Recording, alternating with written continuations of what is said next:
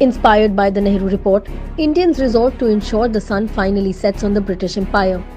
90 years ago, with this resolution and a fistful of salt, the very foundation of the British Empire was completely shaken up.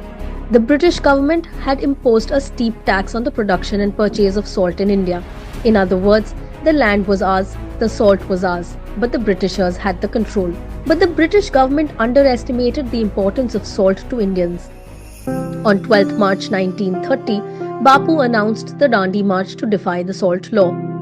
On March 12th, Bapu with a hand-picked group of 78 volunteers marched from Sabarmati Ashram to Dandi, but after covering 240 miles in 24 days, on April 6th, they found that thousands of supporters had joined Gandhiji and reached Dandi. As the first rays of sun dawned at 6:30 am, Gandhiji picked up a handful of salt on the beach of Dandi and said, "With this, I would shake the foundation of the British Empire."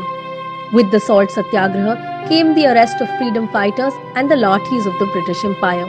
Thousands of agitators including Pandit Nehru, Sardar Patel, C. Rajgopalachari were jailed. Lathis came thundering down, but the people of India, who had dreamt of complete independence, would not be frightened.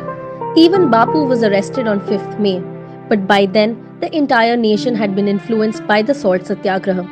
And in order to boycott British salt, Indians across the country began producing their own.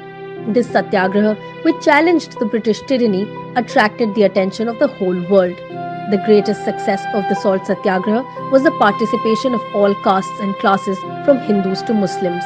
Whenever Indians have chosen to ignore divisions and remained united, tyrannical forces have always been uprooted. But when we are divided into caste, religion, class, color, region, our country becomes weak. It is our responsibility to ensure our nation is never weakened. Jai Hind.